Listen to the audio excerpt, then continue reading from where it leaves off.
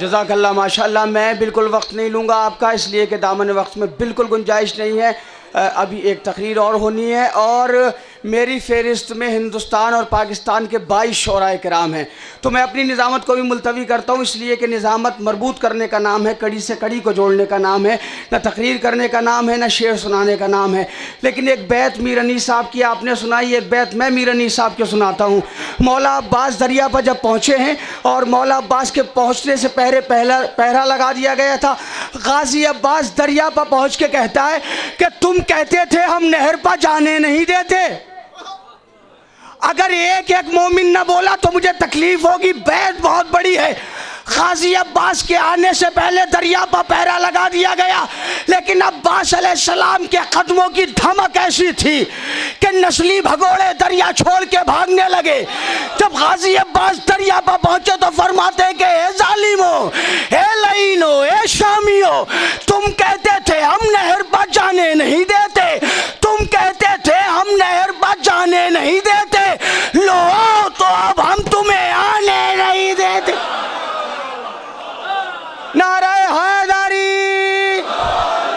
جن کے شانوں پر غازی عباس کی حکومت ہے، ہاتھ اٹھا کے نعرہ لگائیں، نعرہ حیدری زندہ باد پائندہ باد. میں بڑے ہی ادب و احترام سے اپنی فہرست کے ایک اور خوبصورت عظیم ترین مقرر عالی جناب مولانا احسان جوادی صاحب قبلہ کی خدمت میں گزارش کرتا ہوں کہ وہ تشریف لائیں.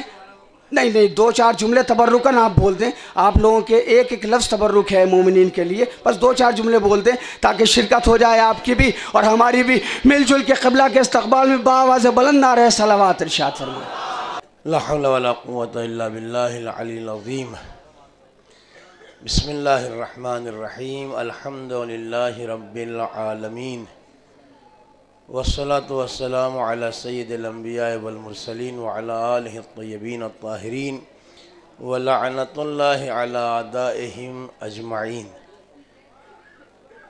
یقینی طور پر برادر محترم مولانا تہذیب صاحب ایک مکمل اور جامع تقریر کر چکے.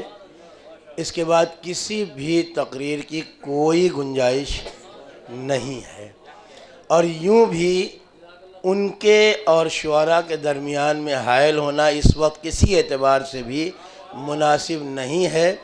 ہم صرف اتنا یاد رکھیں کہ ہم کس کی بارگاہ میں آئے ہیں، کیسے آئے تھے، اور اس بارگاہ سے کیسا ہو کے جانا ہے. اگر جیسے آئے تھے ویسے ہی چلے گئے تو پھر ہم نہیں آئے.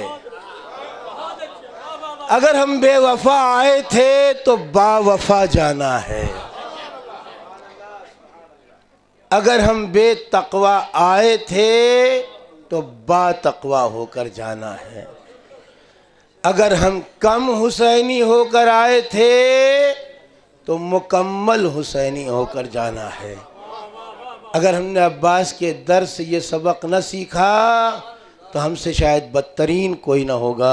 والسلام علیکم ورحمۃ اللہ.